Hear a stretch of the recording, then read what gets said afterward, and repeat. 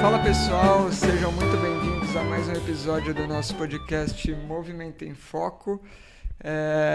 O sinalzinho para eu ver o celular. Estamos aqui hoje reunidos, eu, Cássio Siqueira, Cris nos bastidores, acompanhados da Lígia Neder, ela que é médica, formada pela Unifesp de Botucatu. Unesp. Unesp. Já errei. Nem tem Unifesp em Botucatu, porque a Unifesp é em Santos. Né? Já errei. Mas médica formada pela Unesp de Botucatu, fez residência em medicina esportiva, esporte e exercício, né, no Isso. HC. E tem o título, né? Não só é residente, mas também possui o título de médica do exercício e do esporte pela sociedade. E tem uma passagem muito boa aí no futebol. E em grande parte sobre isso que a gente vai falar hoje. Ela atualmente, né? Vou falar os pontos atuais, depois contando sua história, você passa por onde achar necessário. Mas atualmente médica do Corinthians, feminina, médica da seleção brasileira de futebol feminina, teve aí mais recentemente em Paris com a seleção, vai contar essa história pra gente. E ela também é sócia fundadora do Nossas Docas, que ela vai contar um pouquinho pra gente também dessa experiência com a clínica e com atendimento fora do campo também. Certo? Errei Perfeito. no começo, mas o resto acho que acertei, né? Não, fechou com faltando chave de uma ouro. linha aí, Ixi, que é vamos o... ver. Calma, essa daí eu tenho a experiência pessoal Tá. de ter observado. Ela é craque de futebol. Isso aí é mentira do Cássio. E, não, pode até ser mentira do Cássio, mas eu tava na Unicinos quando você foi jogar com a tá bom, seleção. é verdade. Então, 2018, 19? foram 2 anos, Acho que foi 18, 19 mesmo. 20 foi 19, pandemia, né? Acho que foi, porque foi antes de pandemia. Isso aí. Eu tive 3 participações de Unicinos e nenhuma como jogador. As 3 como fisioterapeuta. Físio não, como supervisor lá, né? Mas em uma delas eu lembro que eu acompanhei bastante o futsal, masculino e feminino, lá supervisionando o pessoal, e lembro de ter visto você lá. Bons tempos de quadra ali. Então, tem isso também, acho que isso influencia na trajetória, imagino eu, até chegar hoje no futebol, com as decisões, escolha de carreira e tudo mais. E acho que esse é o ponto de partida, assim, conta um pouquinho mais, além do currículo, quem é a Lígia, como que foi a trajetória, envolvimento com esporte, envolvimento com futebol e até chegar hoje na medicina esportiva. Que apresentação, gostei. Obrigada pelo convite, muito feliz de estar aqui com vocês. Boa noite a todos. Então, acho que ele resumiu bem. Minha vida foi voltada para o futebol, para o esporte, né? Não tem jeito. Desde criança, jogo futsal, sempre fui apaixonada. Tinha aquele sonho de criança, né? De ser jogadora. Depois acabei tendendo para medicina e ficava um pouco difícil de conciliar, né? Então, a partir do momento que eu decidi fazer medicina, eu desisti desse sonho aí, mas não me afastei totalmente dele. Mas como é que começou o futebol pra você? Porque você tem quantos anos? 35. 30 anos atrás não era comum uma mulher jogar. Acho que é como a história de todas as que estão aí hoje. Comecei jogando com os meninos, né? Meus pais dizem que com 2 aninhos, meu primeiro pedido foi uma bola. Não sei de onde veio, mas meu pai e meu irmão sempre foram apaixonados por futebol também. Então, acho que um pouquinho daí. Irmão mais velho. Acho que isso também deve influenciar um pouco, né? Então, e eu vivi nesse meio, né? Do esporte, do futebol. E aí, então, comecei a treinar primeiro com os meninos. E aí, até a escola que eu escolhi fazer no ginásio, no colegial, na nossa época, né? Foi porque tinha futsal feminino lá, então... Qual escola? Era o Oswald de Andrade. Sim. E aí, a partir disso, joguei a vida toda na escola, em clube, na faculdade, na residência. Joguei com o Cássio também. Foi campeã da Copa HC, com da Copa HC. Gol na final e Gol tudo. do título de cabeça. Quem vê meu 1,5 m não pensa nisso, né? E era um campeonato, a princípio, masculino, né? A Lígia... Você foi a pioneira, né? Primeira que entrou, você e a Bruninha. Entramos ali e Aí fomos abraçadas pelos meninos, né? Porque foi a primeira residência que permitiu ou que convidou mulheres para participar. Não tinha nada no regulamento que dissesse que não podia, então a gente deduziu que podia. E aí foi assim que entramos lá. Brecha no regulamento. E a gente trabalha com ele embaixo do braço, né? O que dá para fazer, a gente faz. E aí foi assim que diga-se de passagem, foi assim que eu joguei também, né? Exato. Não falava que não podia, então a gente estava lá. Porque define pelo quê? Pelo departamento? O que é? Porque a princípio é um campeonato para médicos residentes. Só que aí dava abertura para assistentes também. E aí eu entro como assistente da medicina esportiva, que eles passam estágio lá. E aí nessa eu entrei, joguei... Até que não deixaram mais. Não deixaram porque mais. A gente começa a ganhar, o pessoal reclama, né? Faz parte. Vão tirando tudo que vocês foram colocando pelas brechas. Exato. Mas foi um bom tempo aí com histórias boas para contar.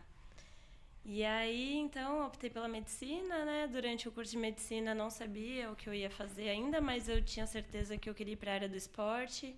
Acabei pensando inicialmente em fazer clínica, cardiologia, para ir para a cardiologia do esporte. E aí, então, conheci a residência de medicina do exercício e do esporte. A partir de então, não tive mais dúvidas, né? Foi amor à primeira vista. E já com pensamento no futebol aberto? Olha, não é que eu pensasse, mas não tinha muito como fugir, porque minha vida inteira foi voltada para o futebol, né? Então... lógico que quando a gente entra no curso, a gente não sabe qual vai ser nosso destino final, né? A gente tem as oportunidades e vai abraçando até que uma porta se abre, né? Então, eu tive a sorte e o privilégio de, durante a residência, já começar a trabalhar no Corinthians. Acabei passando na USP, né? Acabei fazendo lá o curso. E aí conheci o Dr. Mário Gimenez, que é meu chefinho, número 1 ali, que abriu todas as portas para mim dentro do clube. E aí foi isso, eu não comecei com o futebol, né? Então eu comecei primeiro atendendo no ambulatório do clube, sócios, funcionários, até que eu me formasse. Então eu fui para natação, fui para o basquete, futsal masculino, que é outra paixão, assim. A gente fez história lá, foi campeão da Liga Nacional de Futsal, que é super difícil. E aí fiquei lá também 3 aninhos. Daí, então, que eu fui para o futebol feminino, primeiro nas categorias de base, fiquei 2021, 2022. E aí, no fim de 2022, acabei indo para o profissional. E aí, não tenho o que falar das bravas, né? Elas atropelam quem vem pela frente, tem muito título, muita história boa. E era da comissão com o Arthur Elias, que atualmente é o técnico da seleção brasileira. E aí, no ano passado, a gente fez história com os 4 títulos da modalidade, né? Ganhamos a Supercopa, Brasileiro, Libertadores e Paulista. E aí, ele fechou com chave de ouro, foi para a seleção e aí acabou me convidando também para fazer parte, né, da comissão. E estamos lá já faz 1 ano, né, com algumas conquistas. A Copa Ouro, a gente foi vice-campeão também. E agora a Prata Olímpica, né? Que acho que vai ficar para a história aí, ninguém esperava. Mas o homem é bravo lá, se ele fala, acontece. Então, a gente comprou a ideia e foi muito, muito incrível mesmo. O Arthur tá estrela ou ele viria aqui falar com a gente? Eu viria, lógico. Arthur é resenha, vem, Turis. Prometo que vai ter cerveja no seu dia. Então ele vem, não precisa nem chamar 2 vezes. Não, ele é super da resenha, trabalho sério, ao mesmo tempo... Tem um vínculo muito forte com as meninas, com a comissão, assim, o que a gente criou uma amizade muito grande. E é um prazer, assim, trabalhar com eles, que são mais do que colegas, são amigos mesmo, né? Então, muito legal. Pô, legal demais. A gente foi ouvindo e você foi colocando aí, no final acabou com aquela intimada, assim, né?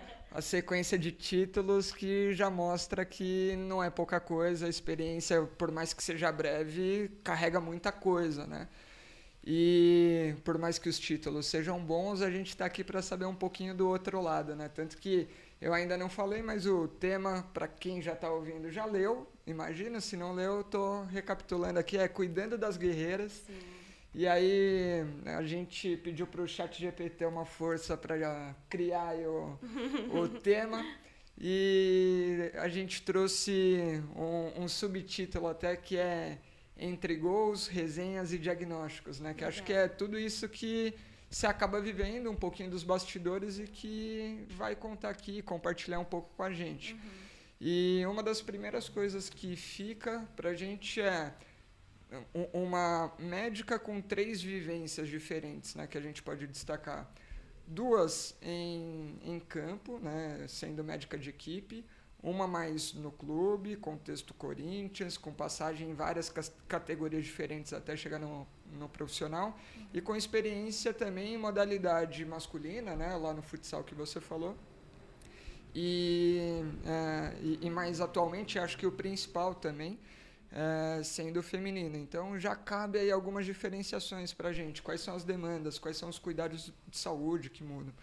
E as diferenças desse contexto médica de equipe, do acompanhamento ali do time para um acompanhamento de seleção, que é dependendo, é um pouco mais sazonal, dependendo de convocação e tudo mais, né? E aí depois a gente pode falar mais para frente, se você não quiser agora, da experiência olímpica. E o último ponto, que aí é fora do contexto médico de equipe, é como que é atuar na clínica, sem ser com o esporte ali necessariamente de alto rendimento, recebendo uma pessoa comum do dia a dia, que o esporte tem um valor para ela e que ela quer se cuidar também. Se você puder fazer esse joguinho em contraponto. Então, falando um pouquinho, né, das diversas áreas que eu atuo, eu acho que a medicina esportiva é uma área muito dinâmica e abrangente. Então, a gente sempre fala que trata da pessoa como um todo, o atleta como um todo. Não é uma especialidade que se divide em subs, né? Então, a gente vê tanto a parte clínica quanto ortopédica. Como o Franco falou, eu já trabalhei com futsal masculino, aí com futebol feminino, então são diferentes perfis de atletas, né? E o consultório, onde eu atendo população geral, além de atletas de alto rendimento, mas atletas amadores e população que quer ter uma mudança de estilo de vida, quer ter mais funcionalidade na vida, então são bem diferentes mesmo. Acho que o principal que eu uso em comum é mesmo tentar ver cada um como um todo, né? A gente consegue atuar de um jeito melhor por entender as demandas e conseguir conciliar tanto a parte clínica quanto a emocional, psicológica, com a parte ortopédica. A gente tem, em todos os lugares onde eu trabalho, uma equipe multidisciplinar. Então, fisioterapeuta, nutricionista, psicóloga, fisiologista, tem a comissão técnica, né? Então, a gente acaba atuando em conjunto, isso é muito legal. Mas acho que, assim, das diferenças, acho que tem a particularidade da mulher atleta, né? Que é tanto iniciando na parte de base, né? Tem crianças que a gente lida desde os 12 anos, tem atletas que a gente tem que lembrar que são crianças, né? Não são atletas profissionalizadas e não necessariamente vão seguir isso para a vida. E a parte da mulher atleta, que são realmente saber lidar com as demandas de cada uma, entender as individualidades delas, né? Não é porque é uma mulher atleta que todas vão lidar da mesma maneira com o ciclo menstrual, por exemplo, e outras diversas questões, né? Com o futsal masculino, assim, foi um tabu, porque eu era a única mulher de toda a comissão, assim, tem uma fatídica foto que são os 20 atletas, mais 10 comissões e eu no cantinho. E eu acho que é isso, como eu sempre vivi no meio do futsal, do futebol, eu me senti em casa, sabe? O que podia ser um lugar com preconceito ou que eu me sentisse intimidada foi muito pelo contrário, assim. Sempre fui muito bem recebida, eles me respeitavam muito, também criei grandes amigos lá e até hoje recebo mensagem deles, acompanho alguns à distância. Foi bem difícil sair de lá, porque a gente cria um vínculo muito forte, né? Mas acho que é saber lidar com cada esfera que você tá, mas lembrando que todos são seres humanos. Sim. Então, acho que a gente consegue atuar de um modo global. E o fato de você ter a experiência, né, ter jogado, também Sim. facilita esse vínculo, né? Que eu acho que é diferente de alguém que não viveu a modalidade de saber entrosar, saber se comunicar ali no meio também e ser respeitado também por isso, né? Acho que pelos atletas. Sim, eu acho que isso fez muita diferença, tanto é que eu completava alguns treininhos, né? Tinha o famoso rachão com a comissão, eu jogava. Libertadores, que a gente vai com poucas meninas, a gente acaba completando, nas Olimpíadas mesmo, a gente acaba fazendo função ali de treinar as goleiras, enquanto as meninas estão fazendo outra atividade. Então, com certeza, viver a modalidade, entender como estar dentro do campo e também a maior prevalência de lesões, tipo, o que a gente tem que ir atrás, faz muita diferença, assim. E no futsal masculino você era a única mulher, a única médica? Era. Tá. Eu tinha... a gente chamava de esportes terrestres, né? Então, era o futsal masculino e o basquete masculino. Então, tinha eu como médica do futsal e o Euris como médico do basquete. A gente, logicamente, conversava sobre os casos, mas eu ficava à frente do futsal e acompanhava todos os jogos. Viagem no futsal era mais tranquilo porque, por exemplo, quando o jogo era na nossa casa, eu fazia pelos 2 times. Quando eles saíam para jogar, o médico da equipe da casa fazia pelos 2 times. A não ser mata-mata, final, que a gente foi jogar lá em Erechim. Foi a final da Liga sensacional. Aí eu estava presente, mas eu era a única responsável por ele, sim. E foi bem recebida? Fui. Sim, foi engraçado, porque como para mim é muito natural, eu sempre joguei com os meninos, até na residência, eu estava nesse time masculino, eu não me senti nunca acuada, né? Eu sabia, logicamente, respeitar o espaço deles no vestiário, o momento que eles estavam lá se trocando, ou tendo alguma privacidade, eu não entrava. Eles também tinham muito respeito por mim. Então, foi muito natural, assim. Não teve nenhuma situação que eu possa dizer constrangedora, nada nesse sentido. Eu fui muito bem recebida, acolhida e formei grandes amizades lá também. E a Lígia tem essa característica mesmo. Agora estou falando de dentro do campo. Tem quanto de altura, Lígia? 1,57. 1,57, na pontinha do pé um pouco. 1,56,5 talvez. E no campeonato contra os caras da Ortop, gigantes, não tinha um menor de 1,80 m ali. E, cara, ela partia pra cima, dava chapéu. E os caras iam no jogo de corpo com ela, ela não afinava. Nossa, tive uma porrada que eu levei na panturrilha, que eu achei que ia necrosar a minha perna. Ficou roxo assim, do meu joelho até meu pé. Eu ia lá na fisio tratar com as meninas. Porque eu ia pra cima mesmo, já que tava lá, né? Isso me chamou a atenção. A Lígia não foge do combate, assim. Um pouco sem noção, eu acho, né? Porque meu tamanho ali no meio era um pouco perigoso, mas deu certo. Com faro de gol, fazia... Sempre sobrava uma bolinha no segundo pau lá. Na banheirinha, né? Mas é bom. Cara, vou aproveitar essa foto e perguntar um pouco da demanda da médica do esporte. Porque talvez o nosso público imagine que médico do esporte lida com lesão ortopédica. O que você enfrenta no dia a dia, assim, para além da lesão ortopédica? Eu acho que existe muito essa confusão entre medicina esportiva e ortopedia, né? A ortopedia é uma das áreas que a gente acaba estudando e tendo total conhecimento para conduzir um caso, mas a gente faz uma formação muito clínica na residência, né? Então, o primeiro ano inteiro da residência é clínica, a gente dá plantão, passa por enfermaria, ambulatório, pronto-socorro. Então, a gente vê muito da parte cardiológica também, que, como eu disse, é uma área que eu gosto bastante.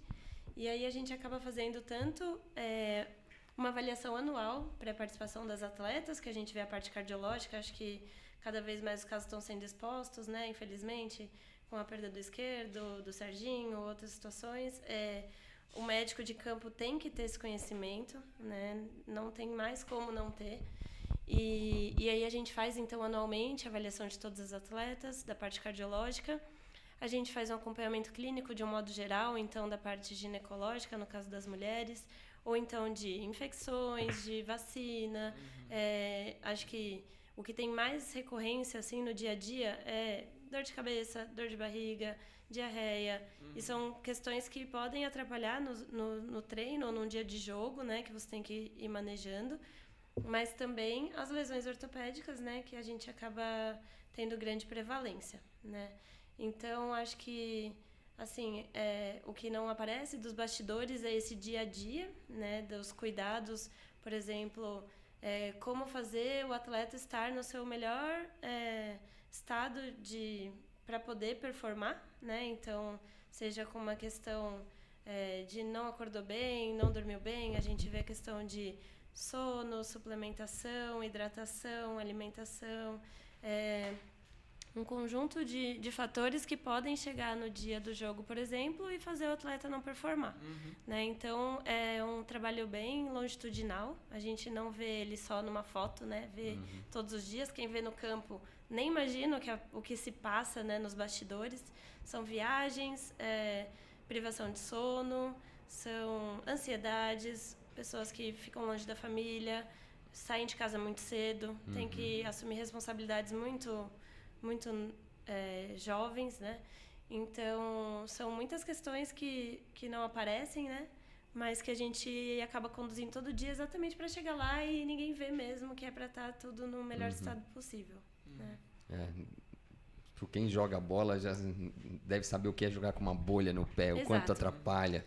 Por exemplo, bastidores, a Yaya, na final das Olimpíadas, não aguentou porque a unha dela estava para cair. Então, era uma dor surreal. Ela aguentou jogar com a unha preta. E aí é uma coisa besta, né? Você pensa assim, não é uma lesão muscular, não é uma lesão articular, mas mas o instrumento de trabalho dela. Né? Exato. Então, assim... E o torcedor não olha para isso, não imagina, né? O que acontece, né? Até porque isso daí não dá manchete, né? Tipo, vão menosprezar. Como assim uma unha? Não, por conta da unha. Não, e aí a gente faz, enfim... O pessoal não vai engolir essa. Anestesia, a gente vai dando um jeito, mas é um ser humano, não é um robô, né? E aí todos têm suas limitações. Assim como um jogo a cada 3 dias, com uma viagem no meio, tempo de recuperação mínimo, 18 atletas, não tem nem 22, porque são 3 goleiras, contando as suplentes, para fazer um 11 contra 11 no treino ali. Então, no mata-mata ali das Olimpíadas, a gente treinava, né, a modo Arthur, dentro do hotel. A gente pegava uma sala, fazia escanteio dentro da sala, não ia para campo, porque quartas de final contra a França, né? Estávamos na casa delas, qualquer lugar podia ter um drone ali. Tanto é que o Canadá acabou sendo... A técnica foi expulsa no meio da competição por estar vigiando os outros times com drone. Caraca! Então, assim, a gente fez treino dentro de sala de hotel, assim, era a comissão fingindo que era a França, as meninas cabeceando a bola, batendo no lustre, mas dava nosso jeitinho. E baita calor também, que tava em Paris, né? Então, devia estar horrível também, se vira nos 30, sabe? Tem muita história. Essa do drone é uma resenha que eu não esperava, né? Cacete. Então a gente acaba... Enfim, você tem que saber dançar conforme a música. Vão ter os perrengues, a gente tem que saber lidar com cada um que aparece. Muitos imprevisíveis, né? E aí, então, essa diferença entre o clube tem esse trabalho longitudinal, dia a dia, que você sabe quem teve dor de barriga, quem não teve, quem dormiu bem, quem não dormiu. E seleção. Assim, a gente, lá na seleção, o Arthur criou um trabalho que é bem legal, que a gente deve acompanhá-las longitudinalmente também.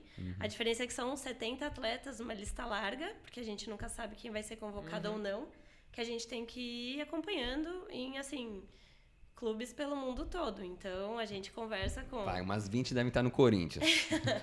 Umas 20 no Corinthians, mas também tem Real Madrid, Atlético de Madrid, os times dos Estados Unidos, Orlando, Kansas. Então, assim, a gente tem que falar diariamente com pessoas de todos os países onde as meninas jogam. E como que é esse acesso?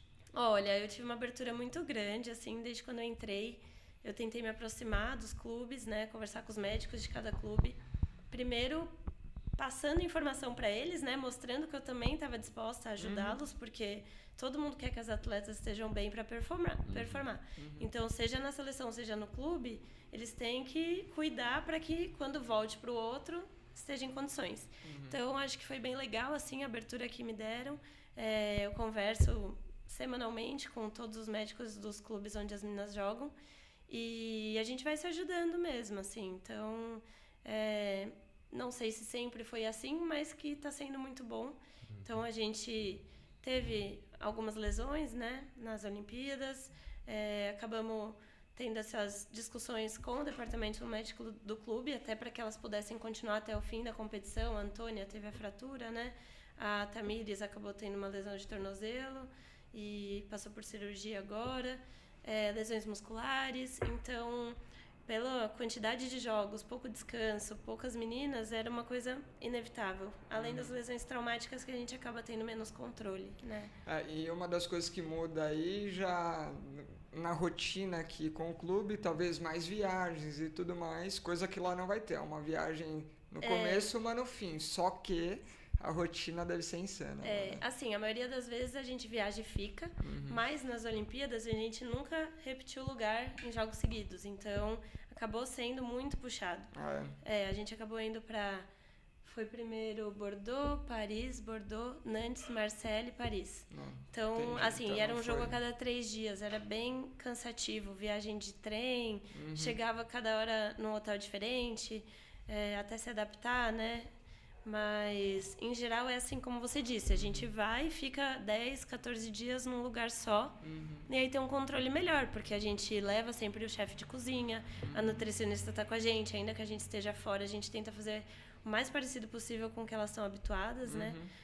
Para elas se manterem num estado mais confortável. Controlar as variáveis ali. Né? Para a gente minimizar os riscos de infecção, de gastrointestinal ou respiratória, né? Então, são desafios, assim, que a gente vai... Fuso horário é outra questão importante, né? Cada uma vem de um canto e a gente tem que ir adaptando. Quem já está na Europa talvez seja bem ok, mas para quem faz uma viagem bem mais longa... E como que faz? Vamos lá, você já está sabendo com uma certa antecedência quem vai e aí tem esse planejamento que dá para você... A gente costuma fazer... Perdão, pode Não, que dá para você planejar para atleta não ter um jet lag ali, alguma coisa do tipo? A gente costuma orientar bastante as meninas com palestras, né? Quando a gente fica um tempo mais juntas, a gente faz palestras do Núcleo de Saúde e Performance, que a gente chama. E aí, um dos temas é esse, né?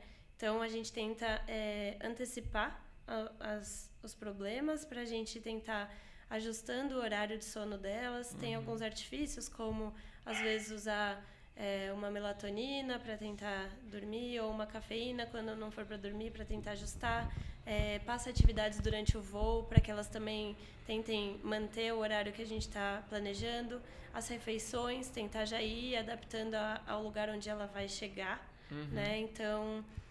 apesar disso, a gente respeita também, né, os sintomas que elas acabam tendo. A gente faz questionários e elas vão preenchendo diariamente como elas estão se sentindo em relação ao sono, fadiga, mal-estar. E aí a gente vai tudo planejado de acordo com a resposta de cada uma.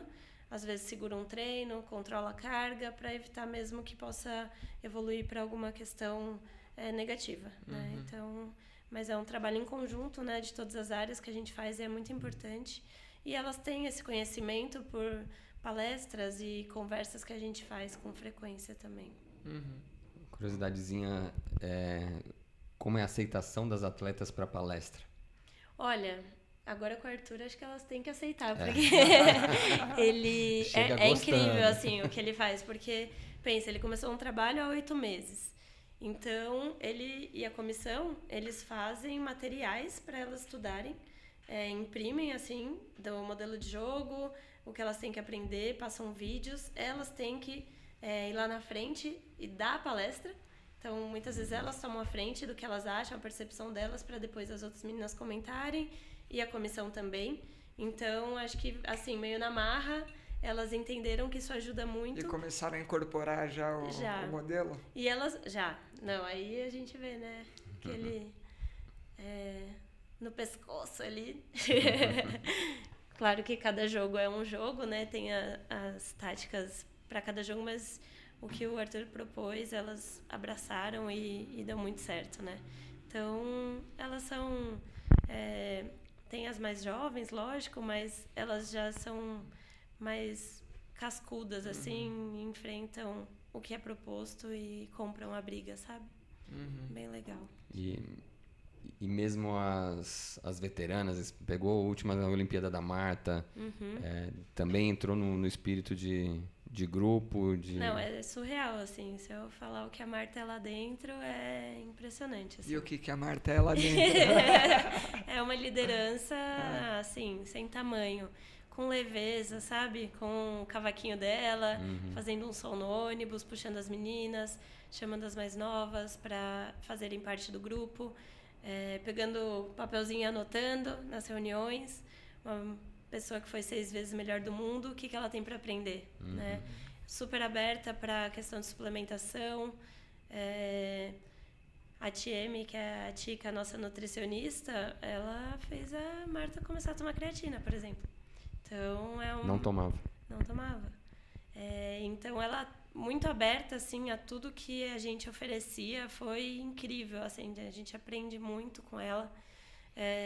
A história de vida dela, como ela puxa o grupo, é fantástico. E o fato dela ter tido, infelizmente, aquela expulsão, né?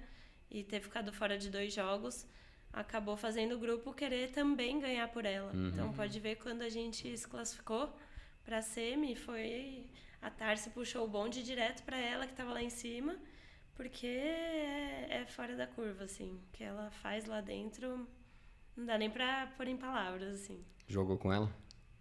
Joguei ali. Marcou a Marta? Veja bem, não tive esse privilégio, mas só bater uma bolinha ali. Legal. A gente faz, né?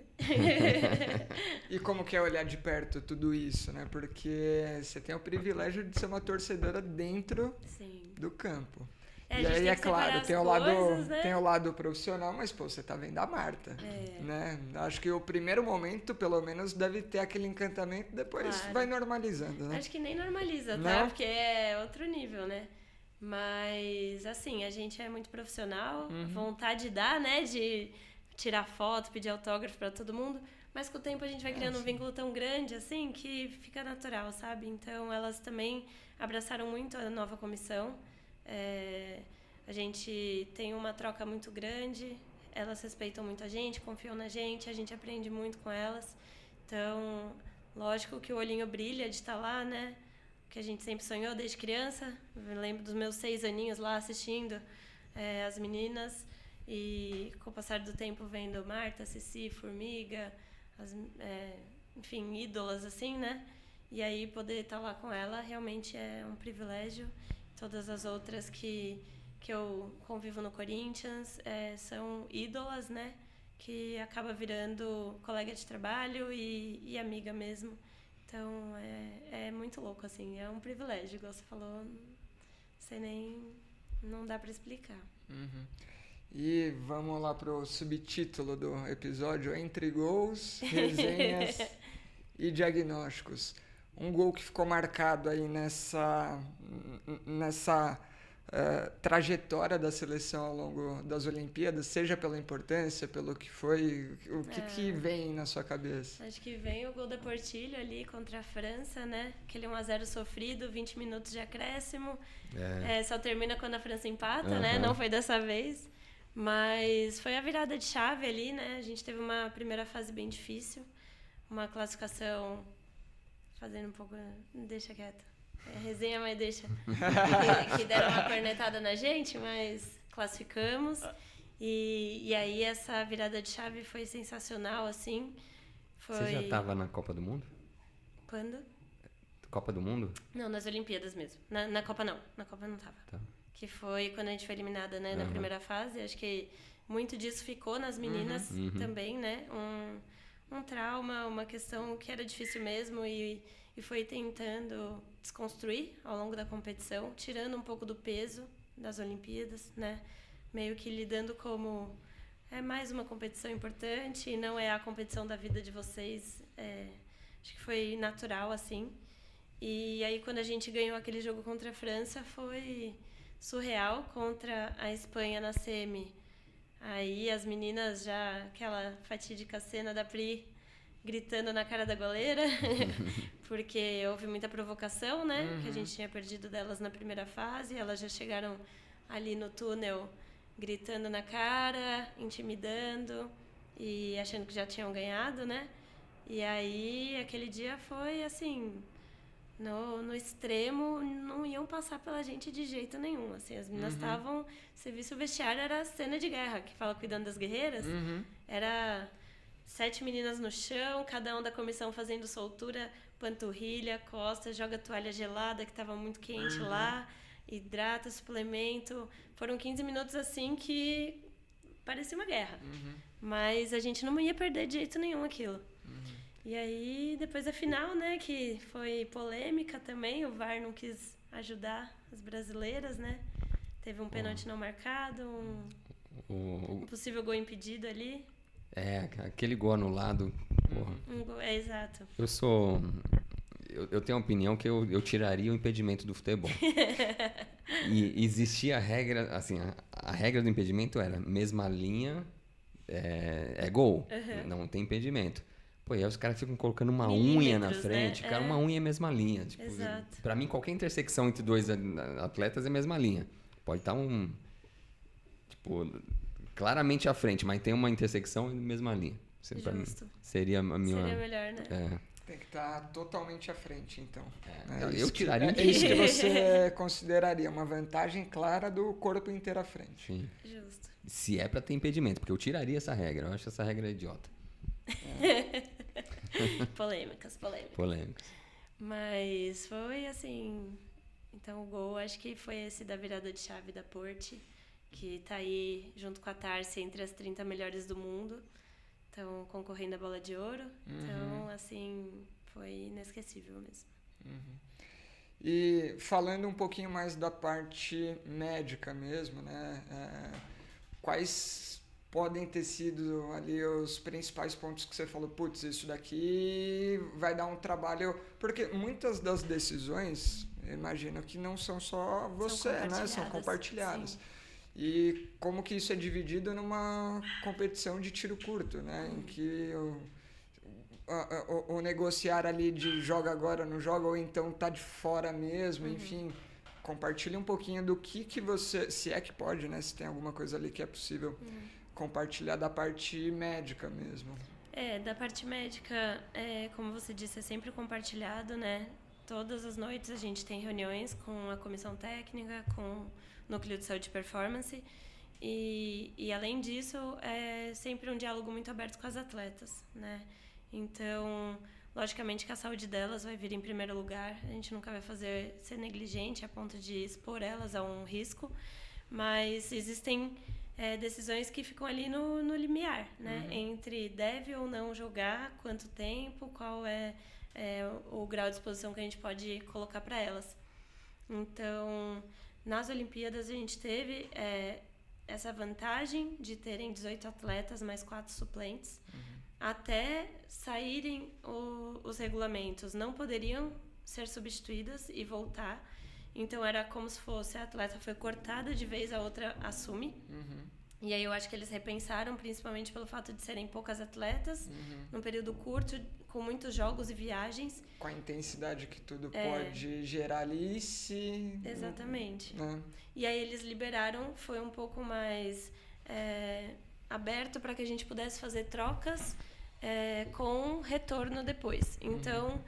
um desconforto muscular, que não necessariamente fosse uma lesão que precisasse afastar, mas que não teria possibilidade de jogar o jogo seguinte, a gente podia substituir, uma suplente entrava, para depois, quando ela melhorasse, voltasse. Então, isso ajudou bastante. E você ter tempo ali de manejo com essa atleta que ficou momentaneamente de fora. A gente tinha a fisioterapia, os massagistas, todos atuando ali diariamente em 2, 3 períodos para recuperar o máximo possível, né? E aí essa questão foi importante da gente sempre discutir com a comissão para ver tanto da parte técnica, tática, o que era interessante, com a recuperação das meninas, com o caso de lesões que elas teriam que ficar fora pelo menos 1 ou 2 jogos, mas que talvez pudesse voltar no mata-mata. Então a gente foi fazendo um joguinho de xadrez ali para elas poderem, enfim, render do melhor jeito. E acho que deu muito certo, assim. Tem aquelas lesões que a gente não tem controle, né? Como a fratura, por exemplo. A Tamires foi bem conversado, né? Ela acabou tendo uma entrada no primeiro jogo. A atleta nigeriana deu no meio do tornozelo dela. A A gente fez ressonância, não tinha nenhuma lesão que precisasse afastar naquele momento, mas ela estava jogando com dor, né? Ela estava muito sintomática ali a ponto de atrapalhar. E aí, a partir do momento que é uma decisão de ou a gente dá uma medicação que possa mascarar a dor e correr risco de piorar, agravar, porque ela não vai estar com toda aquela sensibilidade, né? Mas aí é uma conversa atleta, departamento médico, comissão, custo-benefício, né? E aí ela optou por continuar, né, na competição. E aí, infelizmente, no final, acabou tendo outra lesão e evoluiu para uma cirurgia, né? Não foi a lesão da primeira entrada, mas que aconteceu durante a competição. Então, é tudo muito conversado, assim, a atleta tem que estar bem alinhada, a gente nunca vai expor alguém a um risco desnecessário, né? E tem que ter bom senso, fazer de tudo para que elas consigam jogar o máximo de jogos possível com saúde e, enfim, segurança. E a sua própria fala tem aí um optou, né? Mostra que a própria atleta está envolvida nesse processo de tomada de decisão, que é fundamental, já Sim. que ela é a atriz ali de todo esse cenário, né? Você ajuda nisso tudo e naquele momento ela optou sabendo de todos os riscos, imagino eu, que poderiam acontecer, né? Muito bom. Mais alguma dúvida específica, Cassinha? Estamos indo para as linhas finais. Aproveite. O alarme começou a soar. O alarme começou a soar aqui no fundo, você ouviu, né? Passa rápido, né? A gente nem percebe. Satisfeita? Acho que sim. Você que está em contato com médicos do mundo inteiro, enxerga a possibilidade de uma hora sair do Brasil? Real Madrid te chamou. É difícil, hein? Nunca pensei sobre isso. Mas realmente acaba ficando muito mais próximo, né? Quando a gente está numa seleção, a gente conhece os outros países, faz visitas técnicas. Acabei indo para os Estados Unidos, né? Porque a Caroline estava se recuperando da lesão do LCA. E aí a gente tem um contato bem próximo, é muito legal, assim. Mas, por enquanto, meu coração ainda está aqui no Brasil. Acho que a medicina esportiva aqui está muito evoluída, assim, tem profissionais muito bons, cada vez mais estrutura, mais incentivo, tem muito, lógico, né, para melhorar, mas a gente está vendo essa constante evolução, então, por enquanto, ainda estou com um pezinho no chão aqui. Quem sabe no futuro, né? Quem sabe um dia. E o que tem no Corinthians que ganha tudo? Trabalho. Qual que é o segredo? Muito trabalho, vocês não estão entendendo. Não tem dia, não tem hora. As meninas são, assim, surreais. A gente teve o trabalho, né, da comissão do ano passado, a troca de toda a comissão, eles conseguiram manter o nível. A gente já, enfim, foi campeão esse ano da Supercopa, recentemente do Brasileiro. Ganhou da Bruninha. Isso que eu ia falar. No final das contas, o título ia ficar nas nossas docas. Né? Aí tava tudo em casa. Era eu contra a Bruninha, 2 medalhas. O que importa é que vai tudo pra lá. Vocês tiraram no Paro Ímpar, fala. E só avisaram a comissão, falou, quem tem que ganhar é tal, o Paro Ímpar foi esse. Não, tem uma resenha que eu e a Bruninha, a gente joga contra desde o colégio, assim. A gente foi ser amiga depois de 20 anos de que a gente era adversária. E aí teve um campeonatinho lá. Nossa, como que eu vou falar isso no podcast? Pode falar, né? É isso que a gente quer. Que aí a gente traz a Bruninha aqui e ouve a versão dela. Aí ela vai ter que falar, não, mas nesse caso ela se deu bem. Teve um campeonatinho da Nike na nossa infância, que era 1 contra 1. Era numa gaiola. E eram 3 gols ou um rolinho. E a maldita ganhou de mim na final. Tomou mesmo? Juro por Deus, tomei rolo. Aí ganhou lá o troféu, né? Tipo, beleza. Queria muito aquele troféuzinho, tadinha de mim. Jovem de tudo, tinha meus 17 anos, sei lá. E aí... E onde foi? Agora tá na minha clínica. Aí eu fui, virei sócia dela pro troféu virar pra mim também. Então pronto, aí tá tudo em casa. Então a gente tem uma história aí de vida. Agora é minha sócia, minha duplinha. E tá aí no São Paulo também, com um trabalho incrível. Chegaram agora na final, ano que vem vão estar no Libertadores. Torço muito por ela também. Muito bom. Mas quem lê nas a Bruninha chegou a participar do nosso querido Puro Chorume da Madá Futebol Clube lá, toda quarta-feira. A gente tinha um futebol, resenha toda quarta, no último horário do dia, era tipo 10h30 da noite, era isso. E ela tava né? lá. E ela foi lá algumas vezes, numa quadrinha pública aqui na Vila Madalena, que acho que ela nem está mais aberta, acho que o colégio agora tem alguma coisa com a quadra lá. E, enfim, e a Bruninha já jogou lá. Outras craques jogaram, a Jéssica já jogou também. É só craque. Michelão. Michele jogou com a gente.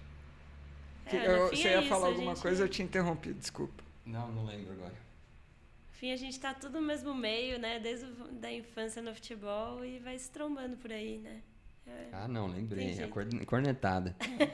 Quem lê nas entrelinhas já entendeu que a Lígia falou que a Bruninha não trabalha tanto. Eu falei, qual é o segredo do Corinthians? Muito trabalho.